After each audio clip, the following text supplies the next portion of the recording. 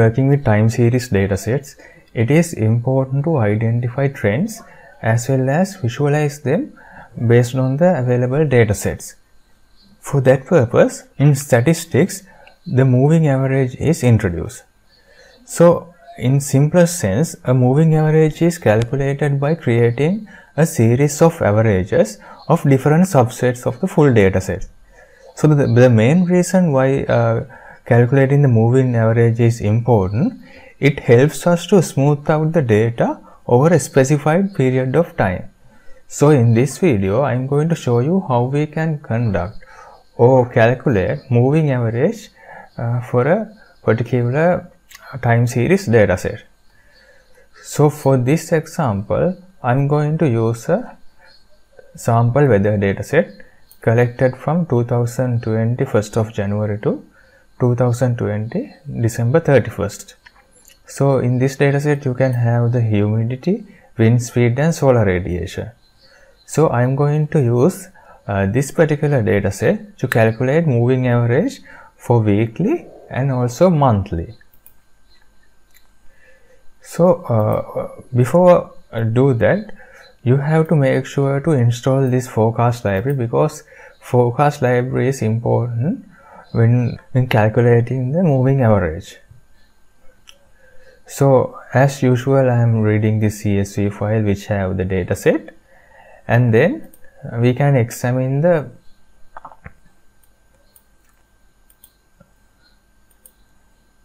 available date range of the dataset.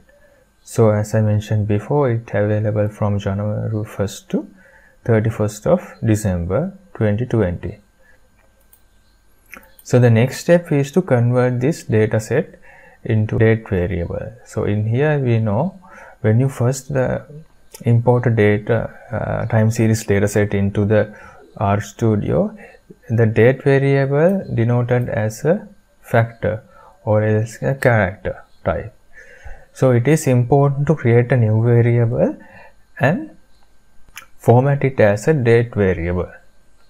So, for that we can use the as.date function, and we are going to rename the new column of data as date edited, and then we can input the date as the input, and we have to specify the date format of the original dataset. So, finally, when you examine the data structure, you can see that date edited has changed to the correct date format. So, then we can plot the collected data using the ggplot function. So, in here you have to specify the dataset and also the x and y axis. Here you have to specify what type of graph you are plotting, and finally the label. So, now you can see in the graph how your data is distributed over the time series period. So, when calculating the weekly moving average, you have to use this MA function. So, you have to first add a new column to your daily dataset daily table. In here I have used humidity MA7. So, MA7 refers to the moving average 7 days. So, first of all you have to specify the column of your dataset, and then in here order refers to the moving average period. So, in this case 7 refers to the moving average of weekly, and then after that you have to add another variable for 30 days, which is monthly humidity, and you can specify the order as 30. And finally, using these the data types or the data columns, you can create a ggplot function and display the moving average. So, as usual, you have to specify the data. In here the dataset is dataset daily, and the x and y columns, and also you can specify the labels for each graph, And so we'll run this again. Okay.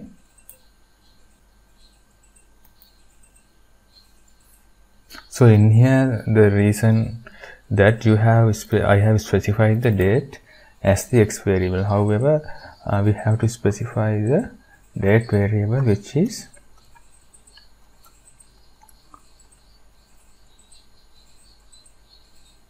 date edited way. So we have to change that also. So let's run this again. So now you can see the moving average just has been calculated, and it is plotted in this graph. So you can see in red color the original data set is available. There's so when looking at that, the deviation is really high. However, when you consider the blue line, it has smoothens a bit more than the original data set. And moving on to the monthly data set, you can see it is further smoothens when compared to the original data set and the weekly data set. So that's it from this video. See you.